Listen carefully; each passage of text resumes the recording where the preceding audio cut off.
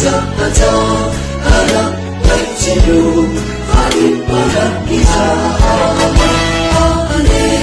hari isi kegiatan dia sekat-sekat untuk segala sahaja masih ada.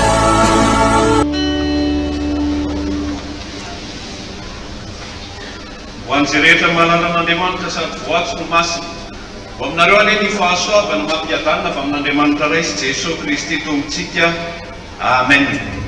Salama aby ry havana. Aravaina na tratran'ny Krismasy ho aminao ny tompo, ho aminao ny fiadanana.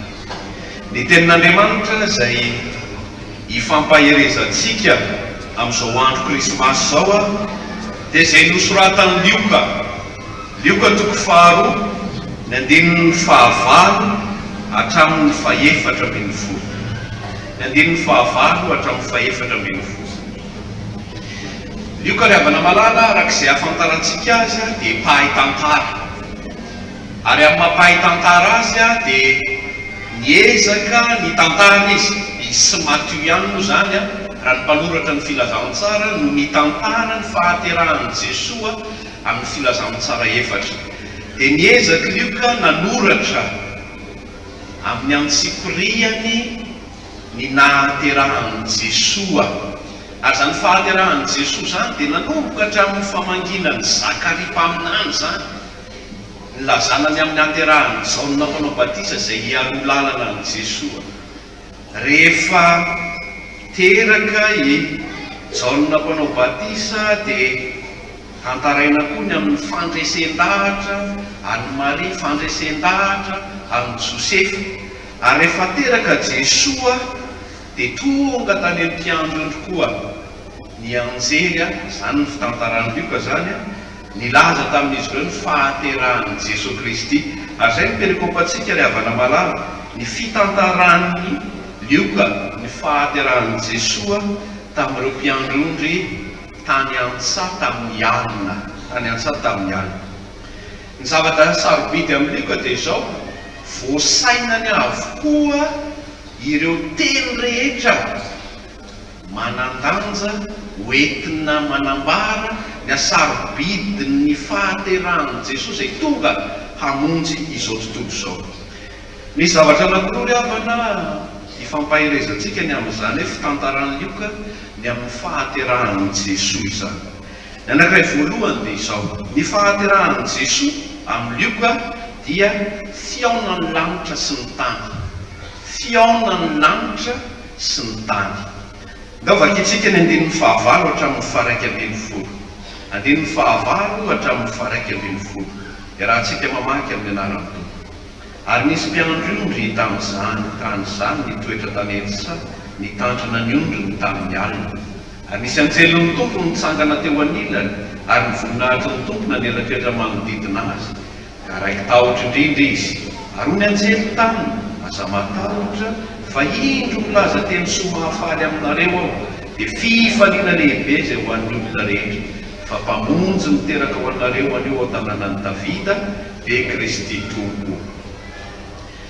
Ny fahaterahan'i Jesosy arak'izay tantaran'ny Lioka azy dia fampiaonana ny lanitra sy ny tany.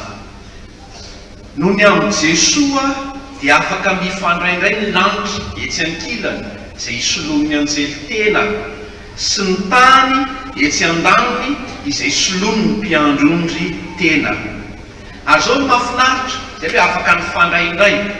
Rehefa niteny ny anjely dia tonga azo ny mpiandrondry zany. Ty zany tsoatran'ilay dosy korotsikoro tsy fantatra hoe manao ahoana, fa rehefa niteny ny anjely dia maninona ny mpiandrondry? Azo ny tsara ilay zavatra nolazain'ny anjely taminy. Na dia miteraka tahotra tao aminy dia azo ny tsara hoe teraka ny mpamonjy dia nisy toromarika nomena hoe izy any amin'ny finanam-bilina izy dia zao no ahafantaranareo azy. Dia rehefa nandeha tokoa ny mpiandrondry arak'izay ahafantarantsika azy dia nandeha tany amin'izay ahitany an'ilay Jesosy teo am-pihinanam-bilina. Zany hoe mifakahazo resaka tsara ny ny anjely sy ny mpiandrindry kilazana fa ny fahaterahan'i Jesosy dia mahatonga ny fahatsaran'ny fifandraisan'ny lanitra sy ny tany ilay. Jesosy indray ry havana malala no mampifandray ny lanitra sy ny tany, afaka mifakahazo tsara ny avy any an-danitra sy ny etỳ an-tany. Izay olana fototra izany eo amin'ny tantaran'ny famonjena, olana fototra izany eo amin'ny tantaran'ny famonjena.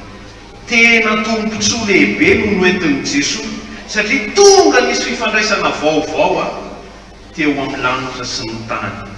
Ilay fifandraisana potika sy rahavany teo aloha dia miverina amin'ny laony indray izany fonteraka Jesosy. Jesosy tokoa ny fahasoavan'Andriamanitra ho amin'izao tontolo izao. Ka ilay izao tontolo izao izay lavitra an'Andriamanitra tonga afaka mifandray indray amin'Andriamanitra noho ny amin'i Jesosy. Fa tsy izany ihany, tsy hoe noho ny amin'i Jesosy dia afaka mifandray ny lanitra sy ny tany, fa izao koa ovan'Andriamanitra fifaliana ny tahotra. Vokatry ilay fionana mantsy, vokatry ilay fionan'ny lanitra sy ny tany an-danitra dia mieritreritra fa rehefa lazaina ny fahaterahan'i Jesosy, izay ilay anjely, dia tokony ho fifaliana ny ateraka izany. Ny vokatry ilay fionana anefa inona? Tahotra. Tahotra ny vokatry ilay fionana, matahotra ny mpiandry-ondry. Lôjika raha matahotra ny mpiandry-ondry satria mpiandry-ondry izy. Amin'ny alina mahita anjely manelatrelatra zavatra zava-baovao, zavatra mahagaga zany. Lôjika ilay tahotra.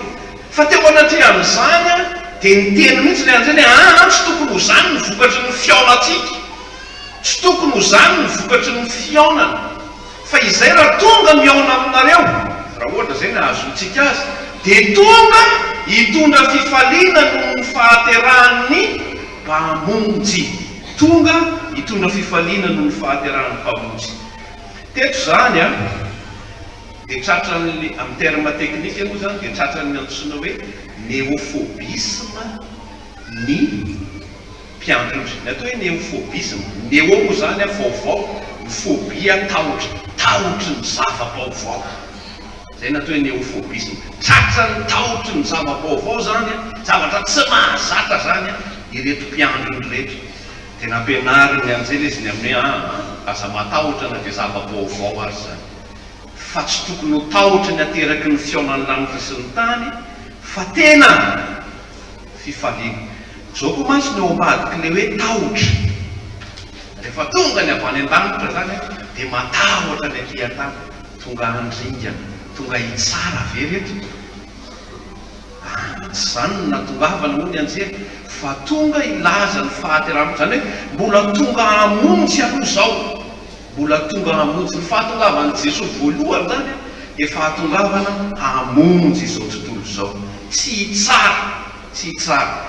Izany ilay lazaina ny amin'ny Jaona toko fahatelo, ny 9:40 sy ny 7:10. Nao ke jerentsika kely Jaona toko fahatelo, ny 9:40 sy ny 7:10 amin'ny anaran'i Jesosy. Fa toy izao ny tiavan'Andriamanitra izao tontolo izao, nomeny ny zanalahy tokana mba tsy ho very rehetra mino azy fa hanana fiainana mandrakizay. Fa Andriamanitra tsy naniraka ny zanaka ho amin'izao tontolo izao, hanameloka izao tontolo izao, fa mba hamonjeny izao tontolo izao. Izany hoe ilay fahatongavan'i Jesosy tsy fahatongavana nameloka, tsy fahatongavana hitsara, fa fahatongavana hamonjy. Ary raha fahatongavana hamonjy tsy tokony hiteraka tahotra, fa tokony hiteraka fifaliana, tokony hiteraka fifaliana. Ny havana malala noho ny amin'i Jesosy Kristy zany voalohany dia afaka mifandray amin'Andriamanitra indray izay ilay fionan'ny lanitra sy ny tany. Tonga azontsika izay tian'Andriamanitra ambara amintsika. Tonga rentsika Andriamanitra, tonga rentsika Andriamanitra. Ary Jesosy dia niteny amin'izany izy, izay hitako izy dia ambarako aminareo, izay nilazaina dia lazaiko aminareo. Jesosy mihitsy ilay mampifandray antsika amin'Andriamanitra. Fa izao koa isika koa afaka mifandray amin'Andriamanitra, afaka mitondra ny etaentantsika, afaka mitondra ny vavakantsika eo amin'Andriamanitra. Tonga misy fifandraisana vaovao eo amin'Andriamanitra sy isika olombelona noho ny amin'i Jesosy. Fa izao koa ry havana, ny fiaonany lanitra sy ny tany dia manala ny tahotra sy ny oloolo rehetra, mampitoetra ny fifaliana ao anatitsika, mampitoetra ny fifaliana ao anatitsika. Dia nde mba hiala amin'ny tahotra sy ny oloolo amin'izay indray maka nanasika colloque scientifique zay aho eo amin'le resaka hoe tahotra zava-baovao io, dia nahita zany a professeur amin'ny université anankiroa niady hevitra. Dia zao no ady hevitra, le professeur anankiray efa lehibebe vahiny, dia niteny hoe tsy ilaina moa izy ny teknôlôjia, manimba ny teknôlôjia. Ary zaho izy izy noho ny amin'ny asako noho ny amin'ny any dia tsy maintsy makao ihany a fa adiny ray isan-kerinandro any mba manao tsy ilaina izy izy fa manimba. Le professeur anankiray reny laza hoe le anankiray zany tratrany antsoina hoe néophobie, tahotra ny zava-baovao.